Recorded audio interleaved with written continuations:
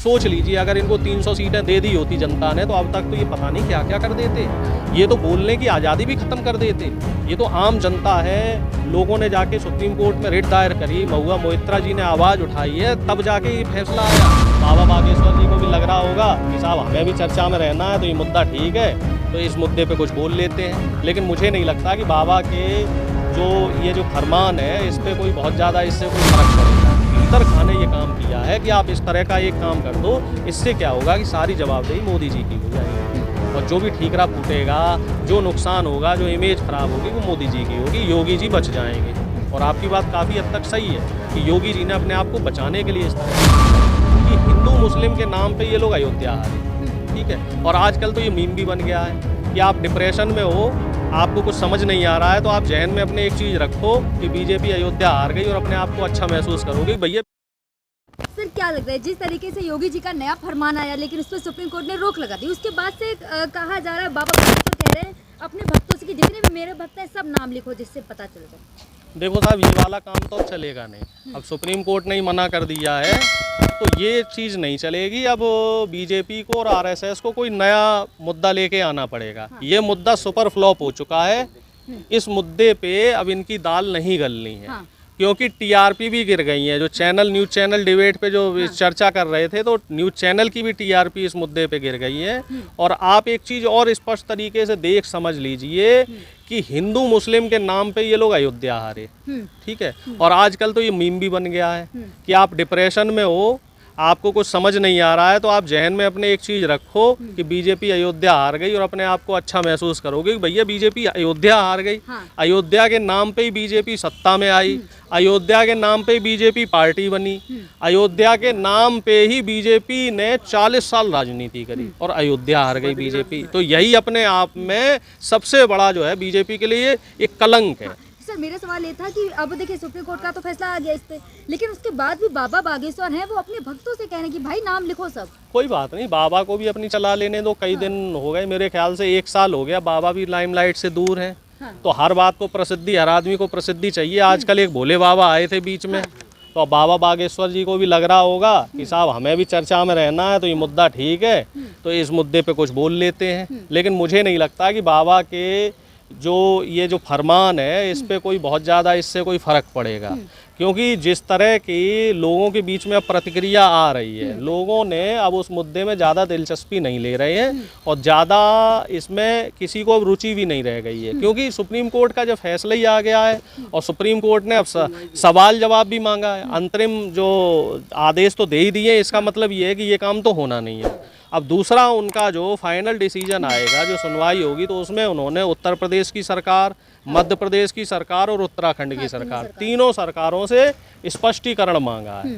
और स्पष्टीकरण में एक चीज़ तो साफ है कि कहीं ना कहीं इनको नसीहत भी है मिली है और इस बात को हमारे दर्शक भी समझ लें कि संविधान के हिसाब से देश चलेगा और इसी संविधान की लड़ाई इंडिया गठबंधन के लोग लड़ रहे थे और हम लोग तो यही कह भी रहे थे कि बीजेपी अगर सत्ता में आ गई, सोच लीजिए अगर इनको 300 सीटें दे दी होती जनता ने तो अब तक तो ये पता नहीं क्या क्या कर देते।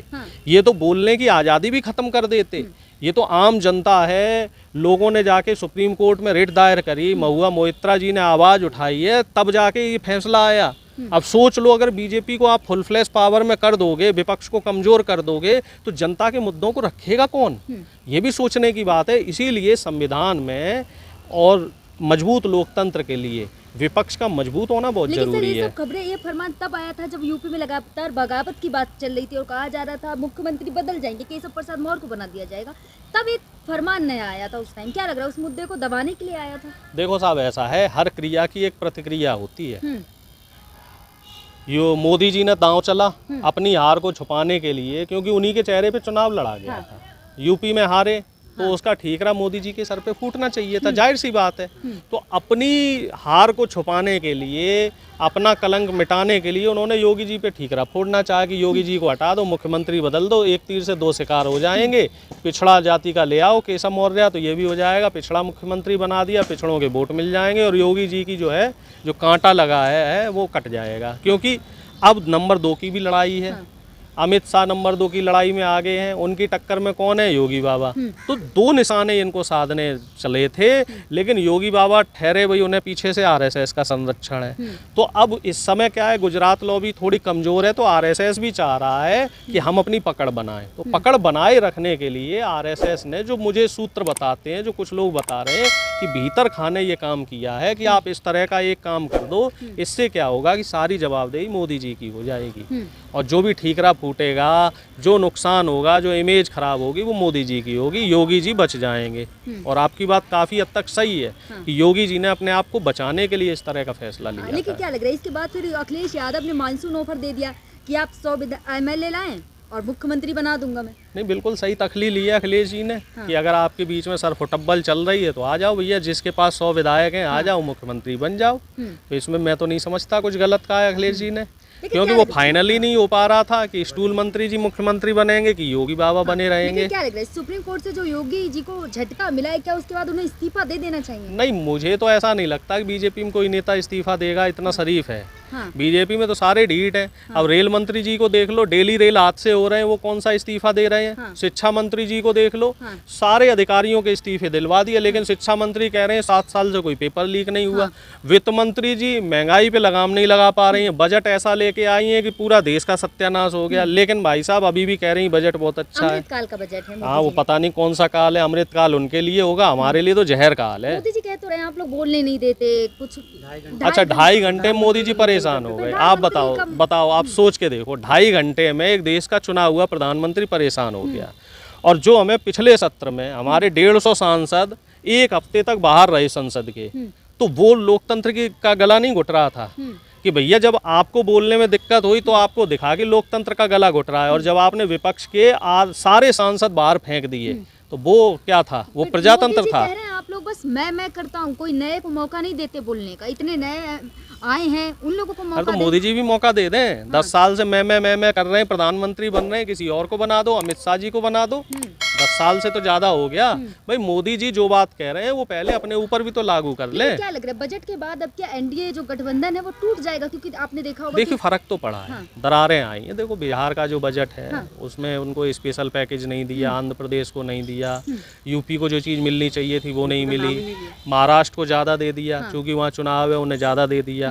तो मुझे लग रहा है कि अंदर भीतर खाने अब कुछ ना कुछ सब कुछ ठीक नहीं है। कह रहे हैं ना कुछ ना कुछ खिचड़ी पक रही है, तो वो खिचड़ी पक रही है और सब कुछ सही नहीं है। नीतीश कुमार का इस्तीफा दे देंगे क्योंकि उन्होंने बिहार को स्पेशल राज्य दिलाने की? नहीं, वो इस्तीफा क्यों देंगे, वो वहाँ से अलग होंगे। अच्छा, मतलब अलग हो जाएंगे? वो मुझे लग रहा है वो जल्दी फैसला होगा, क्योंकि लालू जी भी अभी दिल्ली आए हैं, तो कुछ ना कुछ अंदर चल रहा है। हाँ, कुछ चल रहा है, कुछ मामला चल रहा है, और इस बजट सत्र में कुछ ना कुछ बड़ी खबर सुनने को मिल सकती है। ऐसे तेजस्वी भी लंदन गए, ऐसे सुना जा रहा है कि ये भी जाएंगे, नीतीश कुमार भी लंदन जाने वाले। हो सकता है।